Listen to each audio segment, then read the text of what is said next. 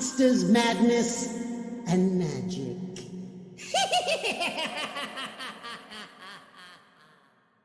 All right, folks, welcome to the Monsters, Madness, and Magic podcast. I'm your host, Justin, here with a quick word before we dive in.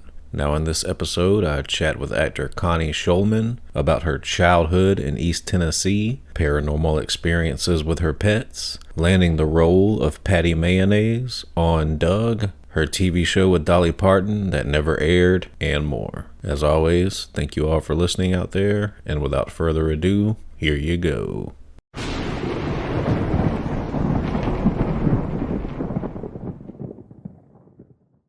Connie, take us back in time.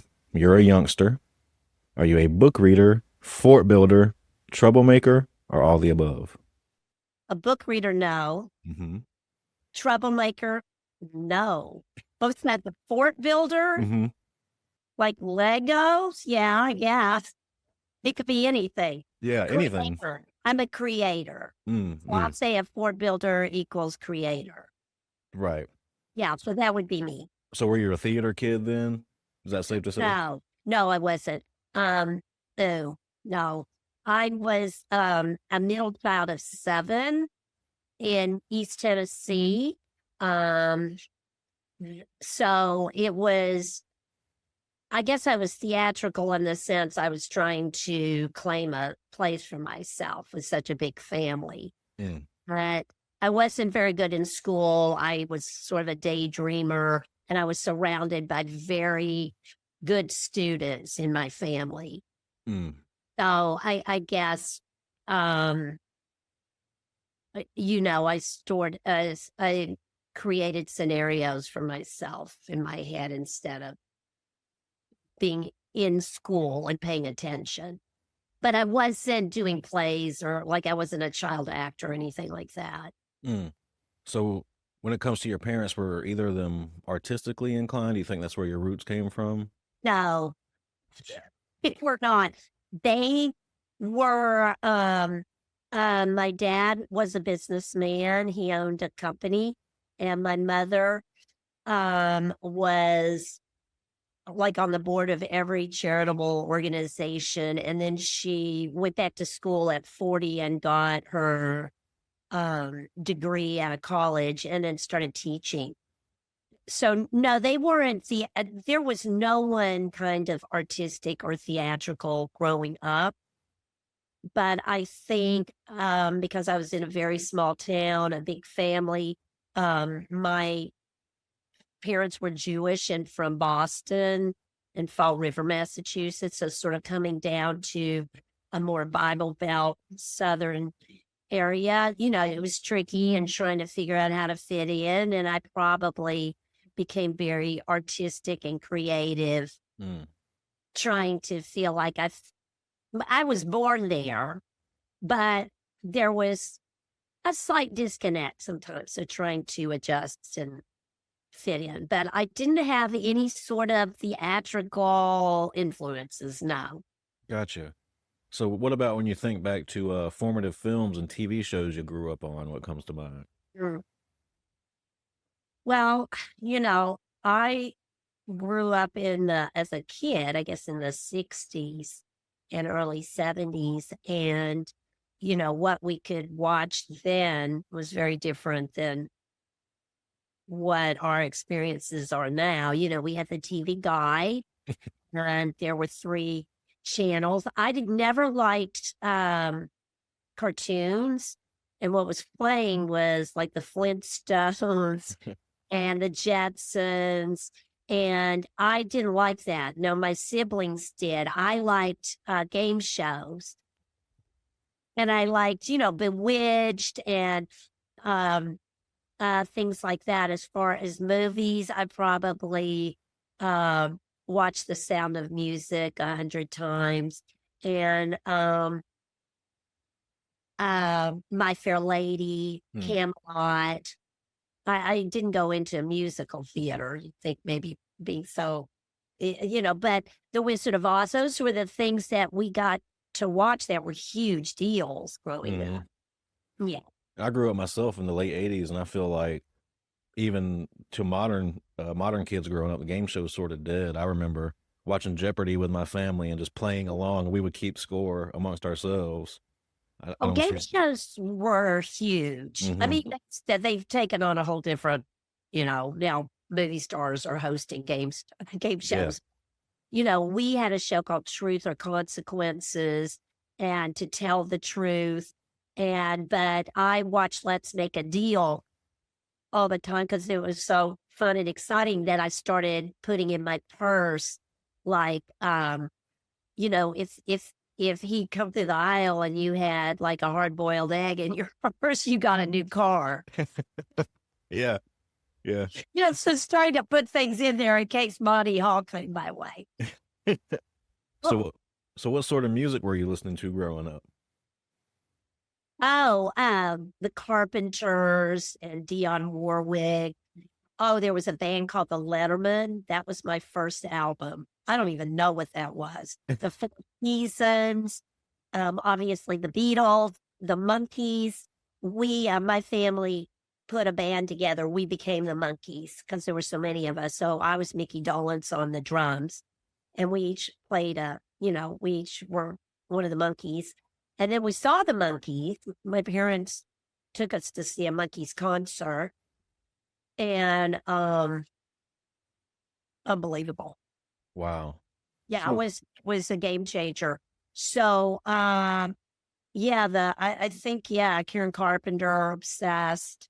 Um, the Beatles, and then I grew up and it kind of evolved into, you know, the Eagles and Chicago, other do you still play drums? No, but my son plays drums. So somehow, when I say the drums, I mean like a trash can with like Yeah. a Okay. You're mimicking. stick. Yeah. That's what Gotcha. we're talking about here. Gotcha. Gotcha. Okay. So, Connie, this is something I like to ask everyone just because you never know. What scared you as a kid? Oh, what didn't scare me? Oh, Very fear-based. Yeah. That was my go-to. If there was something to be scared of, I would find it. Um, Scared. Well, definitely monsters, mummies, ghosts, spiders, bugs, all sorts of spiders, heights, mm. drowning, falling and hurting myself. I'm still scared of heights and the water. Yeah, we have a lot in common. We love animals. And I am not, I know how to swim and I can swim fun in a pool, but oceans, I don't trust myself. So I mean, don't go far in that. And heights, petrified. I blame Jaws for my fear of the water. I saw it a bit too early, and I just hear Yeah, the theme song every time I approach the ocean. I think we all saw it too early. And those early images, that's one of the best beginnings of a movie with the girls swimming. Who Hmm. thinks that? Nobody. Right.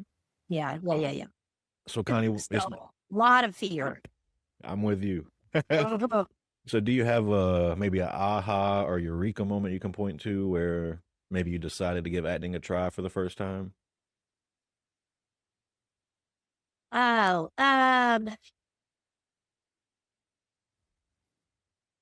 I don't know whether there was this like a moment where I was like, yeah, this is what I was meant to do, because I don't feel like that is my story. I feel like I'm was meant to do a lot of things, and that's just one part of it.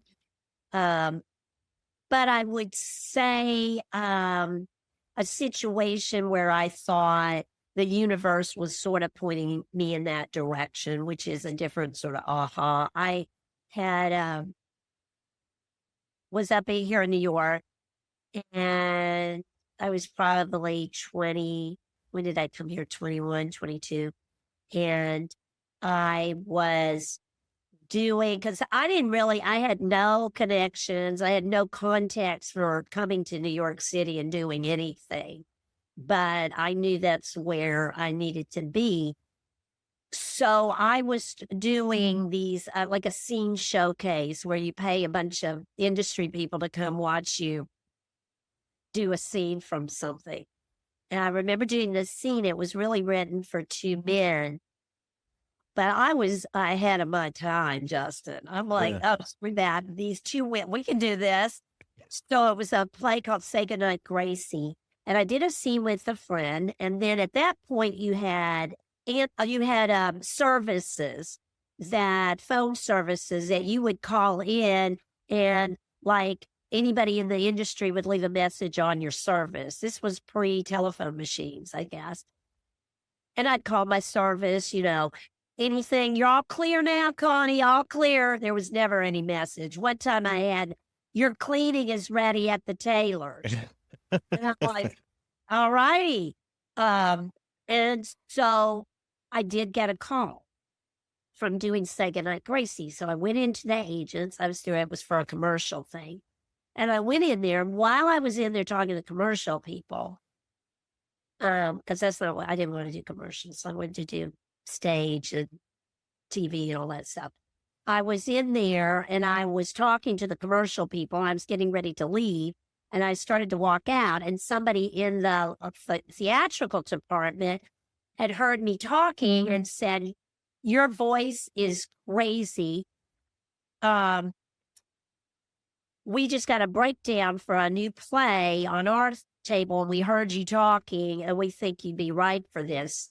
And it was a play called Steel Magnoliasoff. So I just happened to be in the right place at the right time to be seen for that, because if I hadn't been in there talking to the commercial people, nobody knew I was from Adam, that I wouldn't have gotten that audition, and I ended up doing the play. And that play was probably a big aha, just because it was my first big sort of, acting event in New York City, and I was with these amazing women, and the play did so well. And so I think that's sort of everything working for me, and the universe wanting me to head in that direction. And I didn't say that the summer before I moved to New York, I went to beauty school because I thought, oh, in case it doesn't work out for me, I'll be a beautician. So I had some hair hair experience. Mm-hmm. It wasn't a lot. I knew how to shampoo somebody's. But that's kind of all we did in Steel Magnolias in the play anyway. So that was, I suppose, kind of other forces pointing me in that direction. Yeah. So was Steel Magnolias your very first time on stage? It wasn't my first time on stage, but it was the first time that I felt like I was doing something substantial. That I was in a first sort of professional experience where I thought, oh, this must be, there are people that are paying to come see this. Oh, I'm getting paid to come see this. I mean, I'm getting paid to be in. How about that? That's a great idea. Yeah. What was your first time on stage, if you can remember? Well, I mean, I guess second grade, I was Uthan in the Shoemaker and the Elves, one of the little elves. So that was probably my first. It wasn't totally professional, Justin. I gotta be. No, it wasn't. And then it's so funny. I went to the University of Tennessee. I'm in Knoxville for college. And I really went because they had an amazing football team. So I wanted to support the football team. I went to this enormous school, and I decided I was going to be a speech and theater major. And I spent 4 years being a speech and theater major at this huge school that had this big, beautiful Clarence Brown theater, and I didn't step 1 foot on the stage. So fast forward, maybe it was about 10 years ago, the alumni department called me from the University of Tennessee and said, we'd love for you to come back home and teach a master class. So I went down to teach the master class. I brought my daughter, and she and I went down to Knoxville, and I'd go into the theater that I had never stepped foot in. And now you're teaching. And I told them, they were interviewing me, and they were like, how's it feel to be back on the stage at the Clarence Brown Theater? I was like, this is my first time. Wow. So this isn't a repeat. And how surreal that was, because I really felt like I felt totally invisible there in college. And to come back and sort of not be a little more visible. Right. Was very odd, unusual, and you never know, do you? Exactly. Full circle. Yeah, you don't know where you're heading. So did you ever have to deal with stage fright or anything like that? Remember when you asked me, am I scared of anything? Okay. And I said everything. Yeah. Yeah. Who does it? If people say they're not scared on stage, they're not telling the truth. But I have been with people that are like, well, my husband, for one, he's an actor. And he would be somebody be on his phone backstage in the dressing room, texting people. They're like, okay, read places, and get on there like nothing. I'm back there looking at my script for the 400th time, doing neurotic OCD stuff. Like my shoes weren't here yesterday like that. So I have to, like all this weird stuff. Yeah, I would say there's the stage fright. But once I'm on stage, yeah, it pretty much goes away. It's the getting there. Gotcha. Yeah, it's not a good feel. So do you have any personal favorite roles that you played while you were on stage or in school? Oh, personal favorite roles. Yeah. Yeah. I think, well, sometimes you're like, is your favorite one the one you just did? Or because I don't know. But I think it is. I think it's the play I did last February. And it was a play called The Best We Could. And it was about a family going through something pretty traumatic. And I was the mother. And I think I don't get cast as mothers very often. I get cast as sort of, I don't know, somebody a little off. The fun aunt. Oh, yeah. Somebody a little like, witchy or, has issues.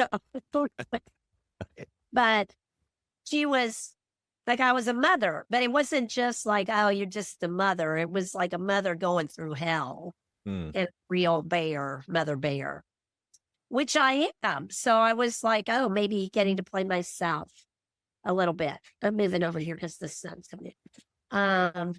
So that would be, I think that would be the one that I felt probably closest to, I guess. Gotcha. This is something I like to ask all actors, Connie, because, to us non-actors, the layman, we hear the term. Civilians. Yeah, civilians. We hear the term method acting thrown around a lot, and it's kind of muddled. Yeah, that wouldn't be me. Right. So what is your method? I'm sort of the no method. I hear that a lot, to be honest with you. Yeah, no, there's no method here. You know what the method is? It's I am 65. I don't care about my age. I'm 65, and I have had 65 years of life. If I can't look at a role and bring something from my years of being alive and having all the experiences we do, then there's something wrong with me. And so that would be my method. Like life experience. my own life experience. And when you look at a part and you're like, okay, I can, even if it's something I don't connect to, that hasn't been my experience, and most of the things aren't, I, like I played, like a witch. And her name was Witchy Witch, and it was in a play. It was a Claire Barron play. And she um, sort of thrived in the underworld of like dark magic spells. She did ASMR. She had a very bizarre sort of set of circumstances. And that's not my life. Right. But I looked into like, oh my gosh, what are things about her that you can completely connect to? And everybody's vulnerable and just doing the best they can, just like she was. So I feel like that's my method. Mm. I don't over research. I under research. I told you I wasn't a good student. Remember, I said early on. Yeah. Now, here's an example of under researching and rolling. When I was auditioning for Orange is the New Black, I had taken 15 years off to raise my kids. So I stopped everything for 15 years. This was the first audition I had coming back when I decided I'm going to put my toe back in the water and see. So this was a Netflix series, and I didn't know, this was right at the beginning of streaming, and Netflix was just the movie you got in the mail in the orange envelope. Yep. When my friend, who became my agent, sent me that, I looked at it, he said, okay, she's going to teach yoga at a prison, this character. And I'm like, all right, I've never taken a yoga class, but I've taken extra. I'm like, okay, I got this. But remember, I said this is the first audition in 15 years. So I was scared out of my mind. I didn't know what I was doing. And I'm like, do I need to memorize this or can I read it? This is like I had forgotten everything. But anyway, so I showed up and auditioned for it and miraculously ended up getting it. And then when I showed up for a wardrobe, the costume person is handing these really awful looking sweatsuits. And I'm like, she's not wearing that. She comes in and teaches yoga and leaves. I was thinking Lululemon, leggings, some sort of figure forming, And she's like, no, you leave the prison. You're an inmate. I'm like, no, I'm not. I teach yoga. And then that is, if I had read between the lines and done a little like, okay, this is a book. Let me just research a little bit.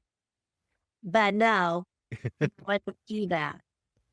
And I know other actresses in the show, they researched what it was like to be a prisoner. Maybe some of them became a prisoner. Hey, your approach worked out well for you. Well, yeah, and I'm just like, but, again, I'm sort of a fly by the seat of my pants girl. Yeah. I think I probably have somehow a lot of confidence that somehow I'll be able to pull it off. Because I don't even know where that came from either. So how did that initial, when you're on stage, you got Steel Magnolias. From there, how did the first transition to a screen happen for you? Oh. Okay, well, there was this saying going around, a rule. Don't leave a show until you have another show. Don't leave your job until you have another job.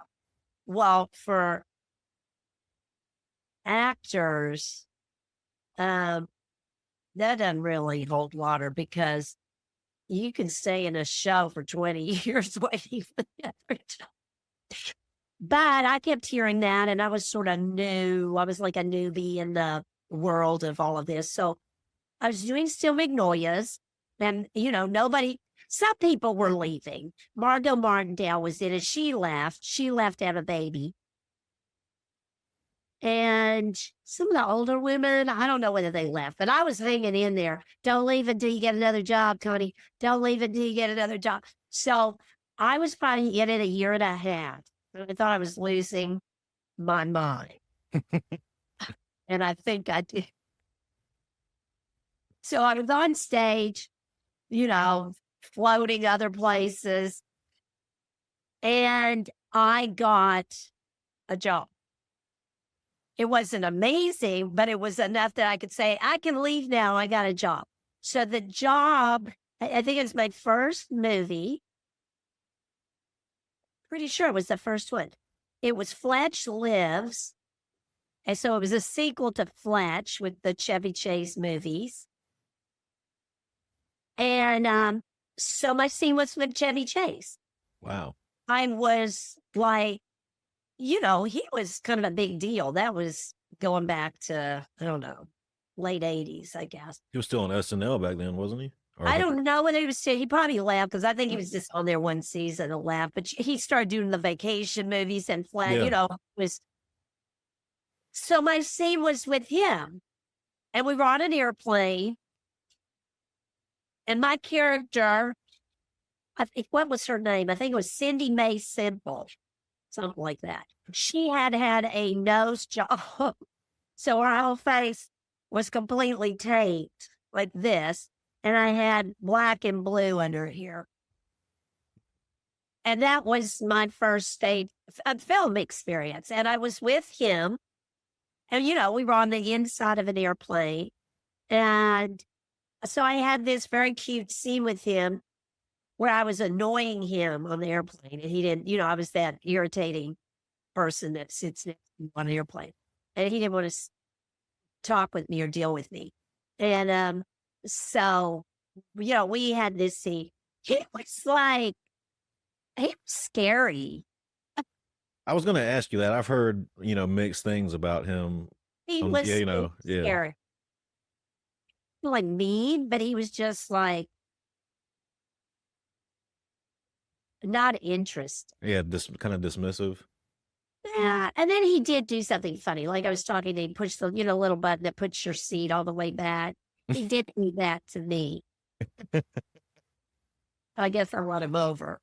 Anyway, that was the first thing. And then I just started doing like lots of little, bit parts in films, but the films were like really good films. Mm-hmm. And so let me think, what happened after that? I mean, there were a couple of movies, but some that I remember. I remember doing a movie called Reversal of Fortune about the Klaus Magulo, and Jeremy Irons was playing this man. And I had the last scene of the movie. And I worked I was like a cashier at the Carlisle Pharmacy in New York on the Upper East Side. And I had this scene with him. And it was the scene in the movie where the credits were running over my face. It was the last scene.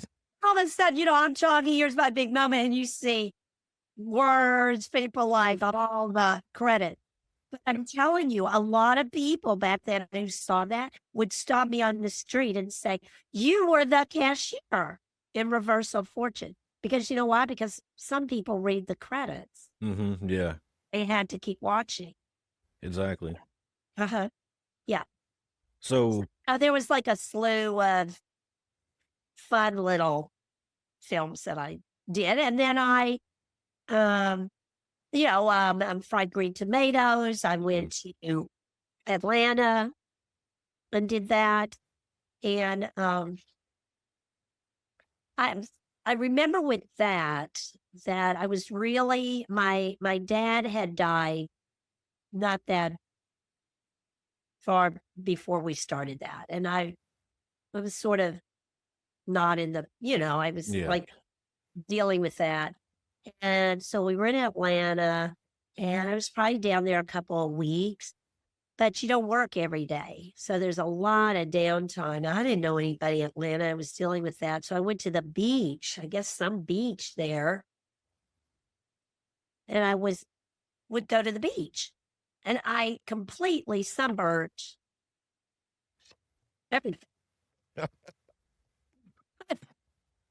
When I was called Ethan, the makeup person's like, well, what are we supposed to do with this? And she covered me with this sort of dark blue. No, it was like a color that did not totally match my skin tone. It was sort of Right. orange or something. I don't know. So when I see that film, all I can see is I look like I'm terracotta. Or It looks like a pot, like a clay. it's like a Oompa Loompa color. Yeah, it's a really weird color. And I'm like, that's not, and then I always remember it's because I sunburned my skin because I'm playing out in the sun, for hours. So anyway, each thing sort of has funny little, they're Yeah. funny stories. And then I did some TV stuff, and then I took a long time off. I wanted to have a baby, so I had 2 kids. Mm. Yeah. So Connie, let's talk Patti Mayonnaise. Do you recall the Doug audition just being typical? Does anything stand out about it for you? Yeah, no, I absolutely remember every bit of it.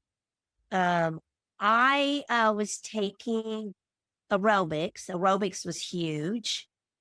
And I don't know, was this early, I guess 90s? It was 90s. Mm-hmm. Early 90s. And one day I was in my aerobics class. It was very different than it is now. There weren't like studios every 2 feet in New York City. There were like, here's the one on the Upper West Side. There's one down, So I was in this exercise place, and one of the teachers came up to me and she said, her name's Lisa Jenkins, and she said, my husband, Jim, has created a cartoon. And he saw a commercial of yours come on our TV. And he said, that's who I want to do the voice of this little girl. And she said, well, I actually know her. She's in my aerobics class. Wow. That's crazy. And the commercial that he saw was I became a spokesperson for Kraft Mayonnaise. So I was a spokesperson for 3 years, and I had this slew of commercials where I ran my own cafe, and it was called Connie's Cafe. And the line was welcome back to Mayo. And it was all about, they must have been introducing a new mayonnaise or something. I don't know what it was. But anyway, that was the commercial he saw because they were running them then. So she said, would you feel comfortable coming to our apartment and recording just a little bit of what he'd written or something? And, I was like, sure, yeah. So I went to their home, and he had a little tape recorder sitting on a table. He was the sweetest man walking the face of the earth. But anyway, so he's there, and Lisa, and it's so funny because I'm like, would I do that today? Would I just go to some strangers? But Probably not. so, but then it was like, yeah, sure. So I went in, and he had a little bit to record. And I was talking to him a little bit, and I recorded it, and then I was like, okay, bye. Never thinking boo about that, because it was like, all right, yeah, this guy with a little tape recorder. And then I don't know how many months later, the voiceover agent called me and said, well, that thing you recorded, they're actually going to do a season of it for Nickelodeon. And I couldn't believe it. And so when it was at Nickelodeon, all the actors, all the voiceover actors, we did it together. We were in the booth together. It was so much fun. And you were, you were acting with other people. When it went to Disney, you were kind of by yourself. It wasn't like that anymore. It was like you just say your lines and nobody was in the booth with you. And I really miss that. And I also think it changed the show a little bit. Yeah. But, showing up for that, I was walking into, I'm not a voiceover actress. I'm an actress that has a funny voice. And those are two different things.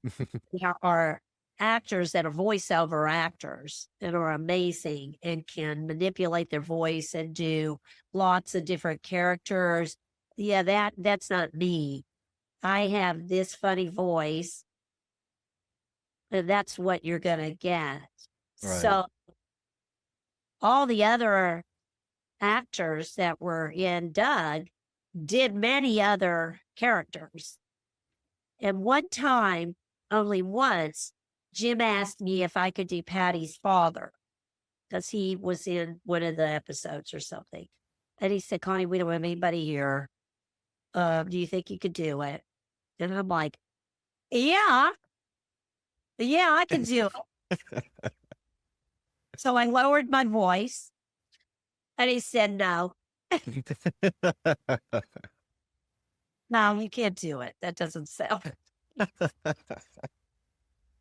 Do you know who they got for the roles eventually? Somebody else. I think he probably did it. He got like some writer on this, show, some tech person to come in and do it. So I am, in awe of people that can do amazing things with their voices.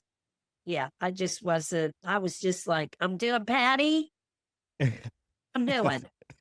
So when did you realize how popular Doug was? Did you have a moment where you're like, holy shit, people are really digging this? Well, like I said, I was in mommy world when I did it. I had my son, and sometimes I would take him, and one time he screamed and they recorded it. So they used the scream for something. I was not paying attention because all I was doing was taking care of my kids. When I said I took 15 years off, I meant 15 years off from like doing anything with stage or film or stuff like that. But that is when I did Doug. So my kid, I think my daughter was born when it was at Disney. So I was not paying attention to that world. I was complete on, I'm a mommy. I guess I didn't realize it till much later, Gotcha. many years later, when people kept talking to me about it and kept stopping me. And it was clear that it was a very special show to be in. If somebody asked me what's the most fun job you've ever had, I would always say that. Yeah. Because the people were so clever and funny, and Jim is so sweet. And he's Doug. And I've been in touch with him. So we're still in touch, which is great. Because a lot of the actors in it, I don't see, but I do still connect with Jim. That's good. Good to hear. Yeah. So, so out of all the roles that you've worked on in your career, Connie, which would you consider the most challenging? Is it one you lost sleep over more than the others? Yeah. Okay, I'll tell you what it was. And not challenging in a good way, Justin. Right. Gotcha. Okay. So I was cast in a series called Heavens to Betsy. I'm going to preface this by no one knows it because it never made it on. And I was cast to play Dolly Parton's best friend. And Dolly Parton had come to see Steel Magnolias when we were doing the play because she was going to do the movie. She was going to play Truvy in the movie. So when we were doing the play, every huge movie star came to see it. It was unbelievable. Elizabeth Taylor, and this will blow your mind, Betty Davis. Wow. Yeah. Was in the front row because she, I think, was interested in playing Weezer, and she was very frail. It was, towards the end of her life, and Dolly Parton was one of the people that came. And so we would all, after the play, come on stage and meet them, and it was like, oh my gosh, Lucille Ball came. You're running down there and you're meeting these iconic people, and you cannot believe it. And, you're upset. You're not going to play the movie, but then you're like, who cares? Right. You got to meet Dolly. So, maybe, I don't know how many years later, they had made the movie Steel Magnolias, all of that. But I don't know, maybe 5, 6 years later, I got a call to audition for a series to play Dolly Parton's friend. And she had remembered me from seeing Steel Magnolias. And so I got cast to play her friend. And that was thrilling. So anyway, it was shot in Orlando. And so I went to Orlando, and so we had this experience down there for months, and there were just things that weren't working really. And so one by one, people were getting let go. And you'd be like, where's Bob? Yeah, Bob flew home. It's like, where'd Cindy go? She was just here. No, Cindy's not. People, people were like, Yeah.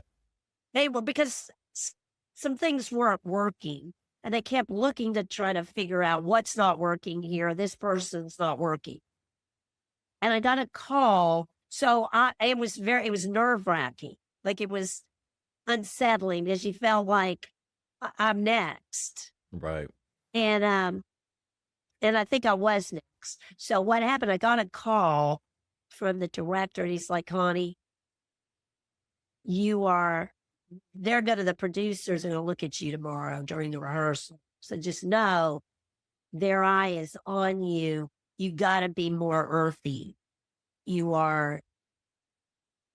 want your character to be sort of like something like more Mother Earth, which is completely not me. And I thought I was miscast early on anyway. So I was like, that's not what I'm going to bring to the table here. And I'm not, because Dolly was all like, she's very giddy and fluffy and airy. And I think they wanted her friend to be somebody more grounded. Right. I'm grounded, but I'm not Mother Earth. It's just like, no. And I'm like, oh my gosh. So everybody's going to be staring at me tomorrow. I thought I was going to have a nervous breakdown. Anyway, I didn't get fired. So whatever I did was enough. So we finished it out. It ended up not airing for a lot of reasons. But as far as challenging, if I don't feel like I know what I'm doing, and I don't feel like the situation feels secure, then I'm not going to do a great job. So I sort of felt like in an unnerving situation. Right. I can see that. I think that was it was challenge. That would be the most challenging thing. You know, there's different things that are challenging. You're being asked to do stuff you've never been asked to do in certain things, or, you know, you got these long monologues. It just, those are challenging in different ways. But I think this was challenging because I really felt like I was not the person for this job, and maybe people knew it and were and yeah, just Yeah, yeah. I So got you. that would be it. But So, notwithstanding, um, Dolly Parton is probably the kindest, nicest, most generous, unbelievable person. You cannot believe how genuinely lovely she is. So, despite all of that was going on, that had nothing to do with her, and she was unbelievable. I don't think anyone alive has anything bad to say about Dolly Parton. No, I wish I had saved this, because this was when we did have phone machines, and she was up in New York, and she left a message on my machine saying, "Connie, it's Dolly. I'm up in New York. You want to go shop? Go shopping. You want to come?" But I wasn't home. Oh, And wow. should have saved that message. Yeah, definitely. What do you think that would have been like, going shopping with her? I don't know. Maybe one day you'll find out. I mean, yeah, I bet. Yeah. So, Connie, another question I'd like to ask everyone. Have you ever had an experience you would consider supernatural or paranormal? Or if you don't like those words, maybe No, something I you love can't those explain. words. Supernatural or paranormal? Yeah, yeah. Um, well, okay. This would be close to that. I am, as I told you earlier, huge animal person, huge cat person, and my son had allergies. So for many, many years, we couldn't have any pets, except we had a lizard. We had a Euromastic lizard because he didn't have hair and all this stuff. Um, and then when my son turned 18, we were like, no, who cares? We're getting cats. You take some Claritin, we're getting some. So he and I went out and we found we went to a rescue organization on the street, and we saw these two little kittens, and they were together, and they had pinworm stuff, parasite, everything. They were a disaster. One of their eyes was like a pirate. He didn't even have it open. And we're like, these need us. We're going to take these two babies. So we brought them home when they had every health thing known to man. And one of them got a cat disease. It's called FIP, I think. And there's no cure. And it was devastating. It was horrible. And it happens when they're kittens. So he was about a year old when he died. His name was Manu. And I wanted to was trying to make a shadow box for him of things about him. He was named after a kid's book that my dad had bought me, and it was called Manu. And so I was trying to take a photo of the cover of the book because I wanted to put the cover of the book in the shadow box. So I put the cover down. I'm going to go get you the picture that came out. So hold on. Okay, no problem. No problem. Okay. So I had the book cover, and I was taking a picture with my phone, and I took a picture and I sent it to my sister. I said, look what I'm making for Manu. She's another cat person. And she was like, oh, that's beautiful. And then I looked back at it to see, and I was like, what is that in the bottom right corner of the picture? And I sent it back to, I said, look at that. What does that look like to you? And she said, oh my gosh, that looks like a shadow of a cat. So I framed the picture. So I don't know whether it's going to come out on here, but here's the picture of. Yeah. You See it see already. Yeah. I already see Okay. it. So that's the cover of the book. And in the bottom right was like, and if you see it more in person, Yeah, I can see it. like a profile of a kitty cat. And down at the bottom, it's so weird. Like there's like a little eye where the Yeah. eyes should go. And it looks like the beginning of a pink bow or something like that. And that's not on the book. I mean, Right. that's not on the book. The book doesn't have anything like that. And I don't get the book, but it's taking too. Oh, but anyway, there's no shadow of a cat or anything on the book. And I showed, my kids, and they were like, and I kept trying to do my hands again to see, did my hands make a weird shadow? There was no way.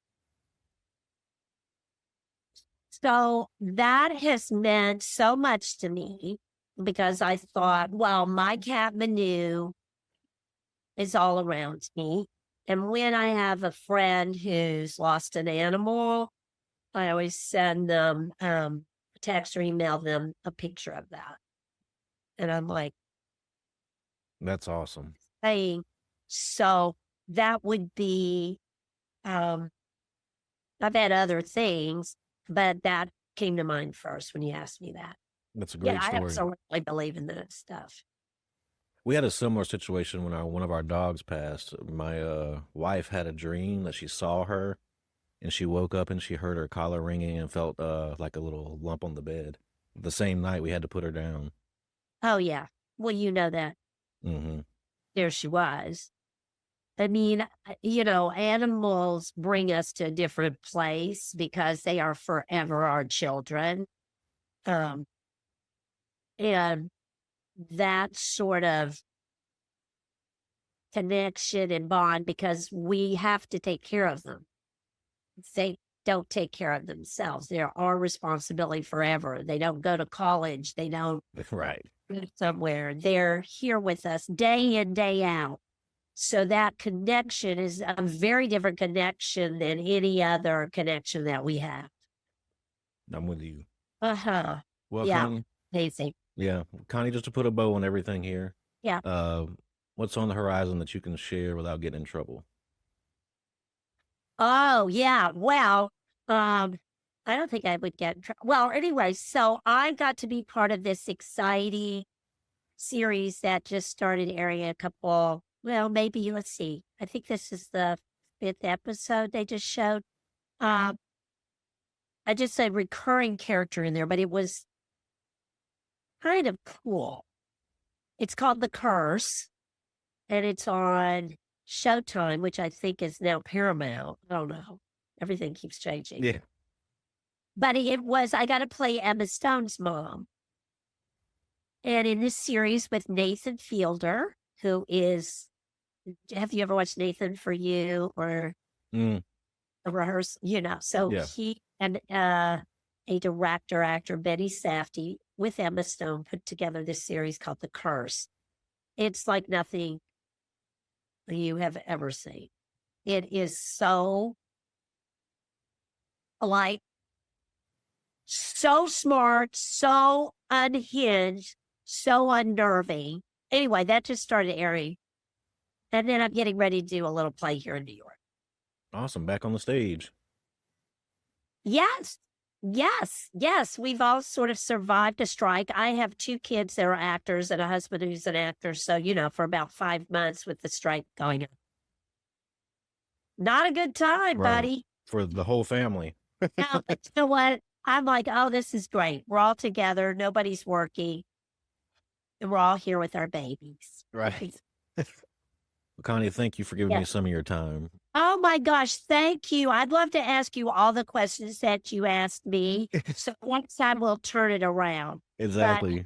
you did get a supernatural thing in there. And thank you for having me and asking such wonderful questions. Thank you, Justin. You take care and have a good rest of your day. Thank you. You too. Okay. Bye-bye now.